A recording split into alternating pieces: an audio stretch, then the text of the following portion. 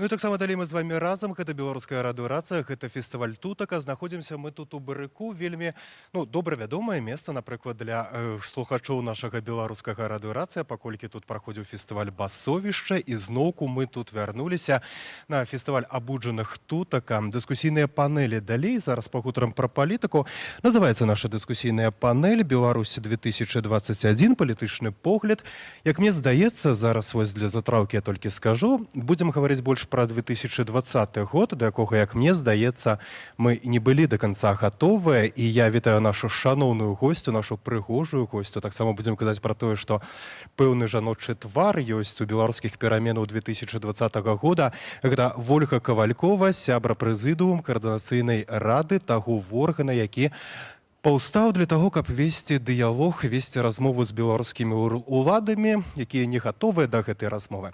Спадарыня Вольга, сапраўды, будзем прыгадваць больш 2020 год. Чаму я кажу пра тое, што ўсе мы былі трошкі да яго не гатовыя? Напэўна, акурат гадавіна падзеяў зараз у нас будзе, вось літаральна заўтра, у нядзелю гадавіна прэзідэнцкіх выбараў. Мне здаецца, што ўлады таксама не былі гатовыя да гэтых выбараў. Яны вельмі хацелі, каб яны прайшлі такія ціхія, калі вось узгадваць гэтыя падзеі. Як вам гэта бачыцца?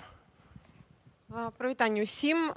Сапраўды, я думаю, што грамадства, можа быць, мы таксама не былі гатовыя, бо у нас ва ўсіх не было веры. За гэтыя 26 гадоў ўлада зрабіла ўсё, каб мы не верылі ў свае сілы, каб мы перакладалі адказнасць на кагосьці іншага, каб чакалі рашэнняў ад кагосьці іншага. Улада таксама была не гатовая, я думаю, да прыкладна траўня месяца. Да таго месяца, калі у такую прэзідэнцкую барацьбу ўвайшлі новыя лідары, гэта Віктор Бабарыка, Сергей Ціхановскі, Валер Цэпкала. Я думаю, што з гэтага моманту для іх таксама ўсё змянілася. Яны зразумелі, што ўжо не будзе паўтарэння 2015 году, калі не было такой моцнай канкурэнцыі, такой лідарскай. І з гэтага моманта у ўлады не было магчымасці выбіраць паміж дрэнным і добрым. Яны выбіралі, калі прымалі рашэнне, паміж дрэнным і дрэнным. Таму што ўжо было зразумела, што тыя лідары, якія з'явіліся, яны вельмі хутка набіралі вельмі вялікую падтрымку беларускага грамадства. Мы бачылі гэтыя чэргі, паставіць подпіс, потом тысячы людзей, якія прыходзілі на мітынгі, і 500 тысяч ніколі не збіраў ні адзін кандыдат. Але я думаю, канешне, то, што такія лідары з'яўляюцца, гэта таксама сведчыць пра тое, што грамадства саспела. Яны не маглі з'явіцца ні ў 2015, ні ў 2010. Таму я думаю, што тут комплексна настаў момант гістарычны, калі грамадства в прынцыпе ўжо гатова было для таго, каб браць адказнасць, каб паказваць сваю пазіцыю, каб быць незадаволеным пазіцыяй улады. Спадарыня Вольга, а скажыце, калі ласка, вось як мне гэта бачыцца, калі памятаеце, так, калі абвялілі гэтыя выбары, выбралі менавіта жнівень, мы ведаем, што жнівень гэта такі палітычна неактыўны месяц.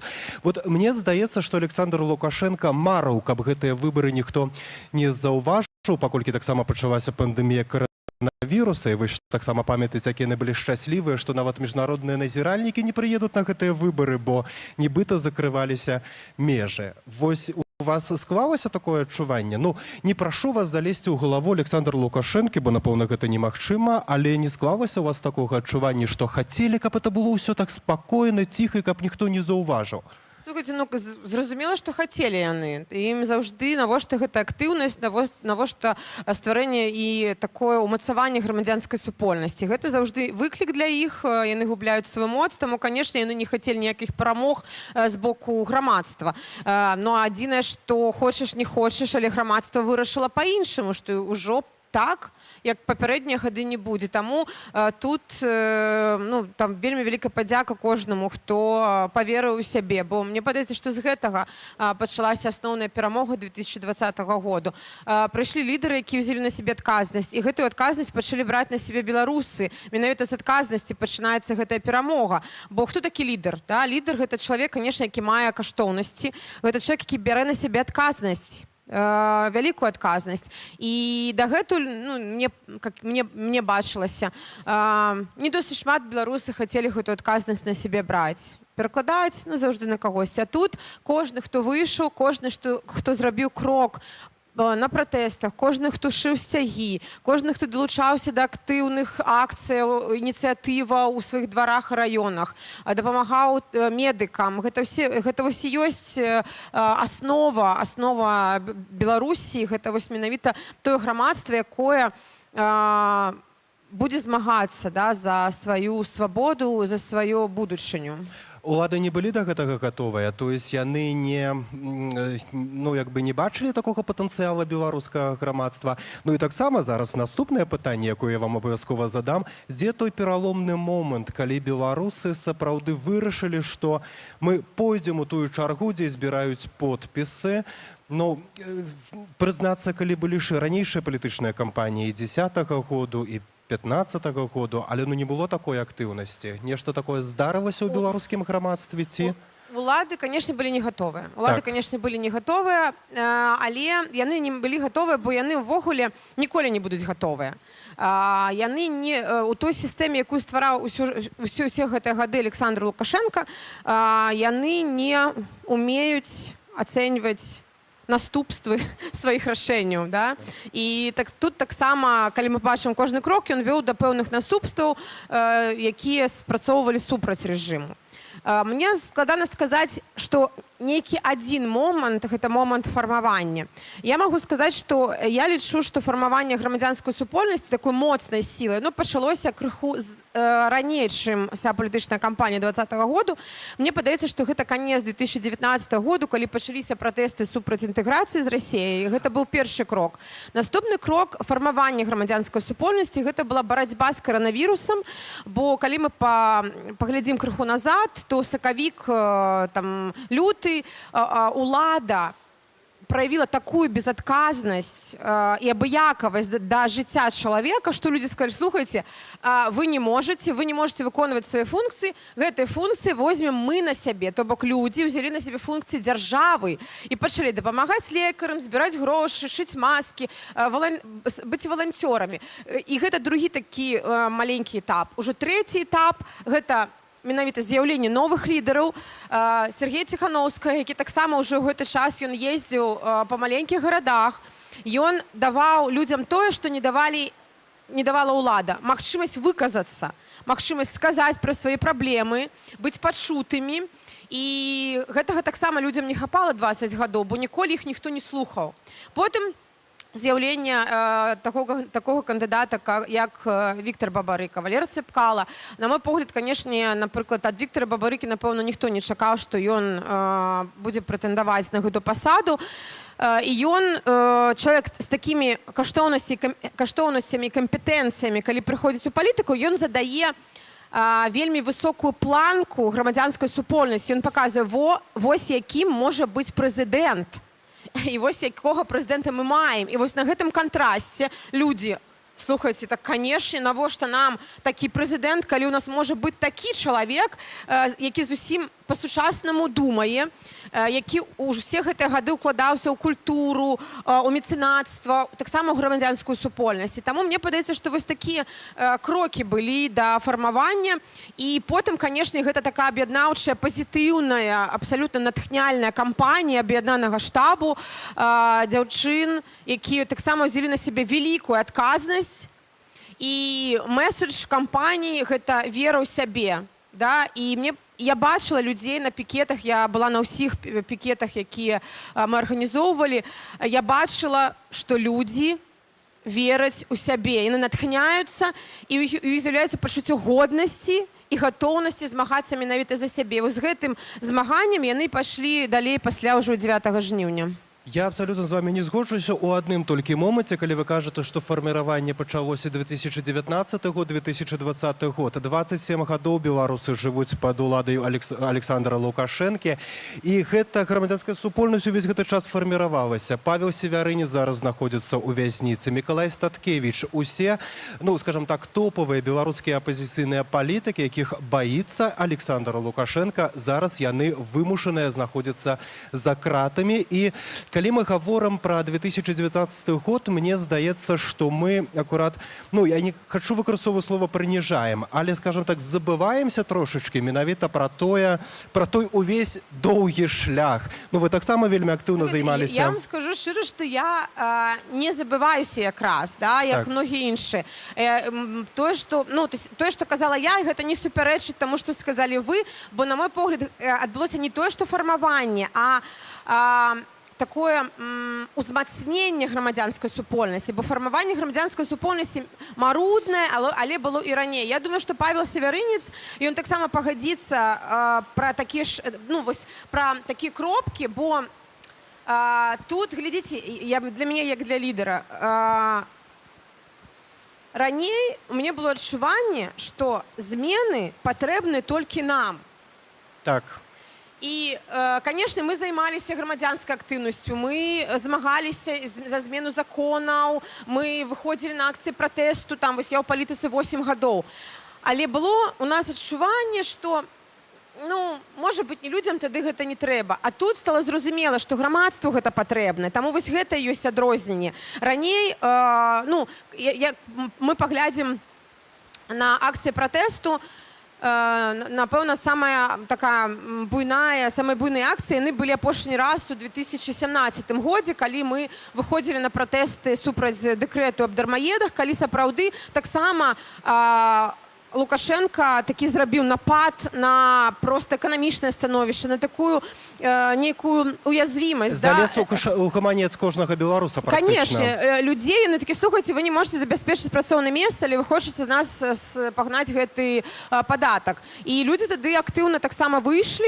Таму казаць пра тое, што толькі вось 20-й год, канешне, гэта, напэўна, было б, і гэта няпраўда. Таму што, ну, я ў пачатку сказала, што для таго, каб падзеі траўня развіліся і прывялі да падзей там жніўня, 26 гадоў апазіцыя таксама утрымлівала гэты удар, ціск, і вельмі, ну, то, што мы маем зараз, гэта самыя вялікія рэпрэсіі. Самая вялікая колькасць людзей зараз знаходзіцца ў вязніцах за сваю грамадзянскую пазіцыю. Але дагэтуль Павел Севярынец, Мікалай Статкевіч і іншыя, яны таксама сядзелі ў турме за свае палітычныя перакананні. І гэта таксама ахвяра, якую нанеслі дзеля фармавання гэтага грамадзянскай супольнасці. Скажите, ласка, вы акурат закранули такую тэму, што сапраўды беларускія апозіцыйныя палітыкі дзейнічалі, але нібыта не адчувалі, што за імі стаіць народ. Прыгнічае такая сітуацыя?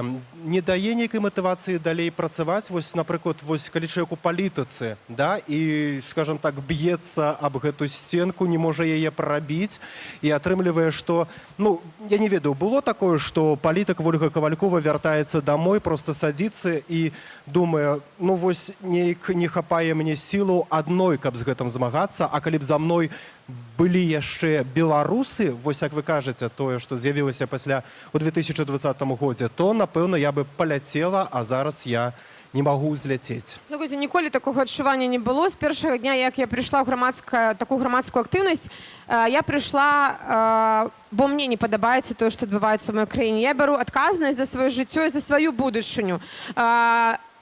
Конечно, мяне, як чалавека, які займаецца грамадскім такім жыццём, для мяне важна, калі я бачу людзей, якім таксама гэта патрэбна. Гэта мяне натхняе. Але гэта не асноўнае, што з'яўляецца рухавіком для мяне, каб займацца палітыкай, вучыцца, адстойваць сваю пазіцыю. Асноўнае, што для мяне важна, гэта тое, што мне, маей сям'і гэта патрэбна. Я не хачу так жыць далей, хачу, каб моя краіна развівалася па-іншаму, і ў мяне ёсць сваё бачанне, як я бачу развіццё грамадзянскага сектара, дзяржаўнай службы і функцыянавання розных службаў у дзяржаве. Таму, вось, калі ў цябе ёсць бачанне, ты яго і рухаеш праз людзей, праз падтрымку людзей. Але, канешне, хочацца, каб ўсё больш і больш людзей таксама хацела гэтых зменаў для сябе. Таму што я прыйшла ў палітыку у канцы 2011 году не таму, што мне было дрэнна жыць. Да? Мне, в прынцыпе, быў добры заробак, адукацыя.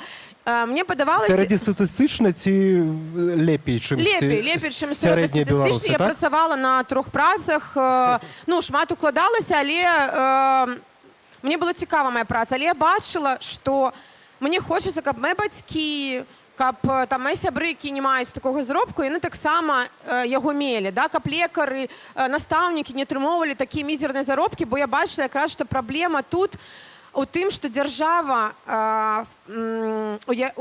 яна не накіравана на стварэнне магчымасцяў, да, для развіцця людзей, і яны неправільна будуюць менавіта вось дзяржаўную сістэму, падыходы. Няма каштоўнасці чалавека ў гэтай сістэме. Ёсць каштоўнасць дзяржавы, ўсё для дзяржавы, для нас як для дзяржавы, для дзяржаўных служачаў, але чалавеку месца там няма. І мы, ў прынцыпе, калі пабачым тыя законы, якія прымаюцца, ну гэта відавочна, што гэта ўсё не для людзей. Але людзі, яны плацяць падаткі, яны фактычна фінансуюць і павінны фармаваць палітыку дзяржавы, але мы не ўдзельнічаем. То бок мы фінансуем, але наш голас не важны. І гэта трэба змяняць. Таму менавіта я і далей планую займацца палітыкай, выказваць сваё меркаванне, рабіць все, што ад мяне залежыць. Канешне, такіх рэпрэсій, як у 2020 годзе мы з такімі рэпрэсіямі таксама не сутыкаліся. Упершыню мы сутыкнуліся з тым, каб людзей вывозілі з краіны. І это просто как бы такі складаны досвід, можна так сказаць. Асабісты, так. Спадарыня Вольга, раскажыце, каля ласка, чаму ўсё ж такі беларускія ўлады зарэгістравалі? Віктора Бабарыку пасадзілі, а Святлану Ціхановскую зарэгістравалі. Усё ж такі гэта быў нейкі план? Як вам гэта бачыцца? Я магу толькі ваше меркаванне. Ці ўсё ж такі нехта там, напрыклад, можа, сам асабіста Александр Лукашенко сказаў, ну, няхай тая дзевачка папробуе нешта зрабіць. Як вам гэта бачыцца, як вы думаеце? Ну, глядзіце, калі яны... Я думаю, што, да, калі з пункту гледжання іх паглядзець маё меркаванне, калі яны бачылі, каго можна зарэгістраваць з тых людзей, якія падаюць на рэгістрацыю, зразумела, што Віктора Бабарыку немагчыма зарэгістраваць, бо моцны кандыдат пераможа. Там Валера Цэпкало таксама стварае канкурэнцыю. Сергей Ціхановскі ўжо тады сядзеў. І з тых, хто падаў дакумент на рэгістрацыю, адзінай прымальнай для беларусаў кандыдатурай, якая лічылася дэмакратычнай, была Святлана Ціхановская. Астатнія не ўспрымаліся людзьмі як дэмакратычныя. Калі б яны не зарэгістравалі Святлану, напэўна, людзі таксама ў гэты момант выйшлі на пратэст. Але яны таксама такія, ну што там, недаацэнілі. Думаеце, гэта ўсё-такі недаацэнілі, так? Канешне, я ўпэўнена ў гэтым, бо Святлана досыць новы чалавек у палітыцы. Не палітык абсалютна. Пра яе ніхто не ведаў, улада таксама. Я думаю, што, канешне, яны паглядзелі і такія, хай што-небудзь. Можа быць, нават яны падумалі, што нават такімі рашэннямі яны такі пасміюцца, да, там, паглядзяць, вось паглядзіце, якая гэта дэмакратычная супольнасць, калі яна нічога не можа, вот такія ў іх кандыдаты. Але тут таксама яны абсалютна абсалютна памыліліся. І тое, што вакол Святланы аб'ядналіся ўсе на той момант, гэта было таксама сведчаннем, што людзі, якія прыйшлі ў кампанію, чуюць людзей, бо ў людзей таксама быў вельмі вялікі запыт на аб'яднанне. І я думаю, што калі б, напрыклад, асобна мужчыны кандыдаты ішлі, канешне, наўрад ці пра аб'яднанне магла ісці гаворка, кожны ішоў бы сам асабіста. Таму я думаю, што тут памылка ўлады, там как бы яны не думалі, што так гэта ўсё будзе развівацца. Ну і вось тут таксама ёсць у мяне дадатковыя пытанні, якія мы яшчэ абмяркуем, але вось тут, гаворачы пра гэта, вам здаецца, што у Беларусі няма такой нейкай стратэгічнага планавання, яны не маглі гэта ўсё пралічыць, ці ўсё-такі гэта адбываецца так, што гэта не такое асабістае меркаванне Александра Лукашэнкі, які гаворыць, мы робім так, і нават калі прыходзіць да яго нейкі палітолог і гаворыць, Александр Лукашенко, мы можам зрабіць так, але гэта можа выйсці ў такія крокі. Ну, гэта можа выйсці ў такія крокі, што беларусы, якія вас не любяць, аб'яднаюцца вакол Святланы Ціхановскай і будуць галасаваць няхай хоць за Святлану Ціхановскую, але супраць вас. Няма такога? Няма там разумных людзей? Я думаю, што ёсць у іх палітычныя нейкія стратэгічныя цэнтры. Канешне, яны прапрацоўваюць розныя варыянты развіцця падзеяў, але ніхто... калі мы на пачатку казалі, што нават беларусы не чакалі, што так адбудзецца, то зразумела, што калі мы нават самі адчуваем, і там я бачыла таксама, што не ўсе і там палітычныя лідары верылі ў тое, што Святлана пераможа. Шмат хто казаў, што трэба байкатаваць выбары, увогуле куды вы лезеце. То есть меркаванняў было шмат. Таму я думаю, што, канешне, варыянты развіцця падзею яны прадумвалі, але для іх гэты варыянт здаваўся, напэўна, самы бяспечны. Я памятаю, як была нейкая сустрэча ў ЦВК, на якую запрасілі і Святлану Ціхановскую. Я памятаю, як Святлана падзялілася нейкім дыялогам з Качанавай, якая кажа: ой, Святлана, ведаеце, вось Александр Егорович, ён так вось добра да вас ставіцца. Я кажу: а што ты адказала? Святлана кажа: я спытала: добра ставіцца? Так хай выпусціць майго мужа. Ну так, гэта самае лагічнае. Можа быць, ён таксама думае: ой, жанчына, ну мы ведаем яго сексісцкія накіраванасці, і вось гэтае прыніжэнне заўжды магчымасцяў жанчын і іх адказнасці. Я думаю, што таксама можа быць і нейкае асабістае рашэнне было. Ніхто не ведае гэта, мы можам толькі паразважаць на гэту тэму, але я думаю, што яны не чакалі такога развіцця падзеяў, канешне. Я ўзгадваю, гэта адбывалася год таму, таксама мы тут на тэрыторыі Польшчы мелі магчымасць прагаласаваць, стаялі вялікія чэргі ў кансулят. Ну, кансулят тоже сабе так працаваў, скажа так, у іх быў італьянскі страйк, бо не былі зацікаўленыя, каб прыняць як большая колькасць беларусаў прагаласавала, але я асабіста стаяў 6 гадзінаў, каб прагаласаваць за Святлану Ціхановскую, бо сапраўды, акрамя Святланы Ціхановскай.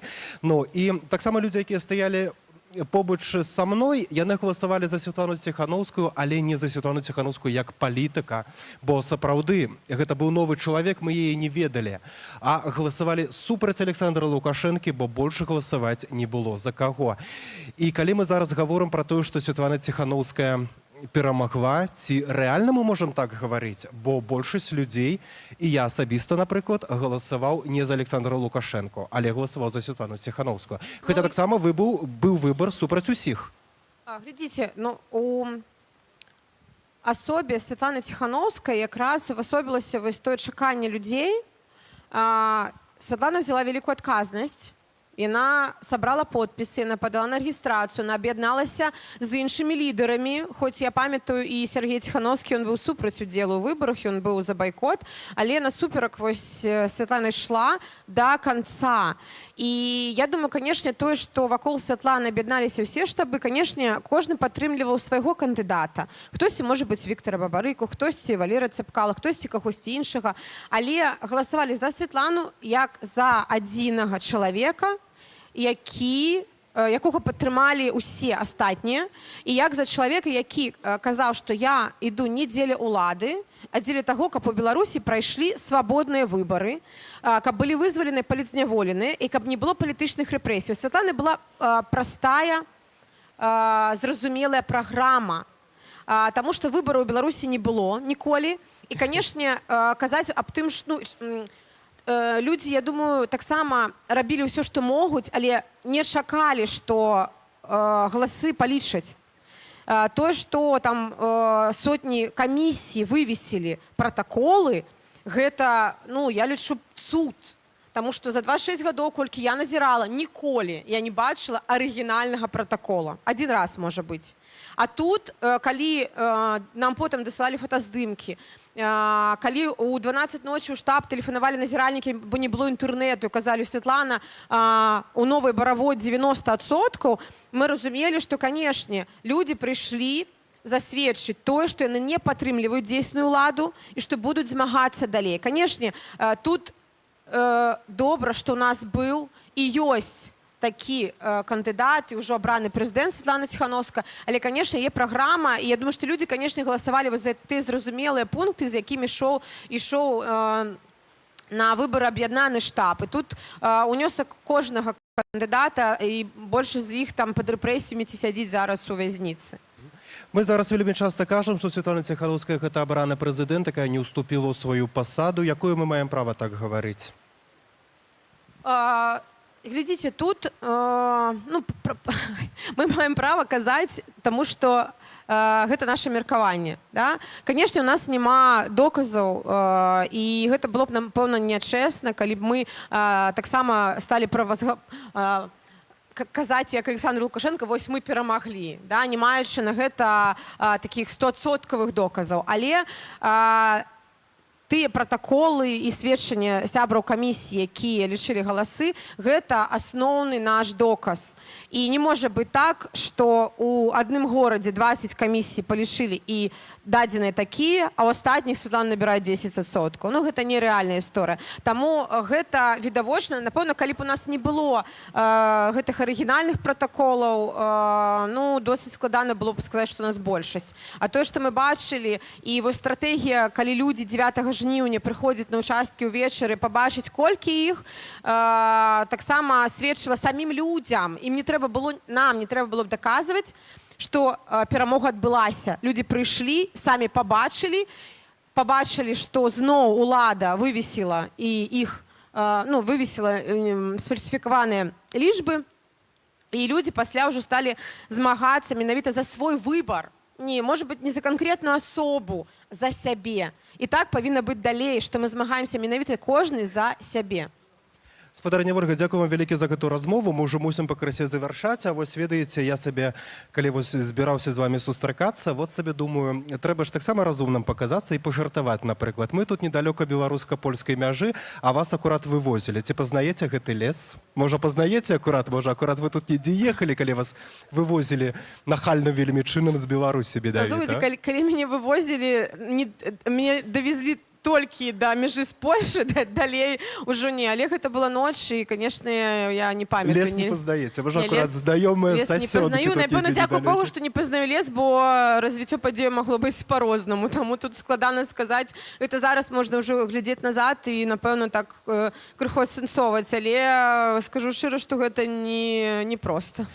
Калі ласка, як падсумаванне, ну вось, ведаеце, гаварылі мы пра 2020 год і 2021 год, багата беларусаў за межамі, палітыка ў асноўным таксама вядзецца за мяжой. Калі ласка, нешта пазітыўнае скажыце мне, бо не хочацца нашу размову, а неўзабаве тут уже фестываль распачнецца, не хочацца нашу размову на такім дастаткова негатыўным ключы завяршаць. Будзе ўсё добра, калі будзе ўсё добра? Слухайце, калі ўсё будзе добра, гэта залежыць менавіта ад нас, ад кожнага з нас, і мы павінны дакладна працягваць, бо шлях да дэмакратыі, ён, канешне, бывае хуткім, але вельмі-вельмі рэдка. Дэмакратыя – гэта працэс, і сыход Александра Лукашэнкі – гэта яшчэ не здабытак дэмакратыі.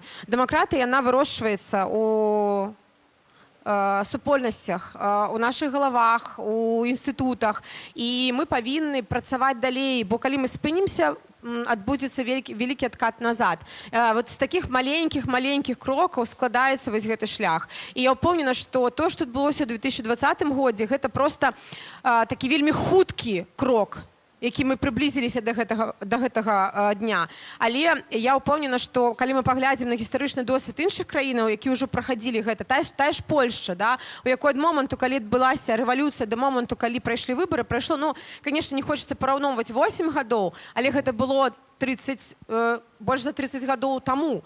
І калі браць зараз век тэхналогій інтэрнэту і тое, што грамадства ўжо іншае, то, ну, можна дзеліць на 3. Таму я думаю, што маленькімі, а можа быць і вялікімі кропкамі, і ўлада таксама будзе нам дапамагаць. Мы ўжо бачым шмат іх памылак, і яны будуць іх дапускаць і далей, бо яны вельмі дарваныя зараз ад людзей. Таму я ўпэўнена, што калі кожны дзень мы будзем верыць, менавіта верыць, не спадзявацца, бо вера – гэта дзеянне на перамогу, у перамогу, то яна будзе. І верыць у сябе, і падтрымліваць ўсіх людзей, якія вакол, і менавіта вось гэту адказнасць браць на сябе. З гэтага пачынаецца лідарства. І чым больш будзе лідараў, тым цяжэй нас перамагчы. Бо калі у нас там лідары на відавоку, то ўсіх іх ізалявалі, і быццам бы ўжо нічога не адбываецца. Павінна быць дэцэнтралізацыя. Кожны у двары, у пад'ездзе, у сваім доме бярэ адказнасць і дзейнічае. Вось з гэтага якраз перамога і складаецца, калі нас шмат, нас перамагчы немагчыма. Бярэ адказнасць і не перакладаю гэту адказнасць на лідараў. Дзякую вялікі вам за гэту размову. Нагадаю, сябра прэзідыума Коордынацыйнай рады Ольга Кавалькова была зараз з намі. Ну, а мы таксама разам ужо неўзабаве на фестывале абуджаных тутак. Чакаем выступоўцаў, музыкаў чакаем. Гэта беларуская радыёрацыя. Ну, на сёння кажам вам да сустрэчы. Да пабачэння.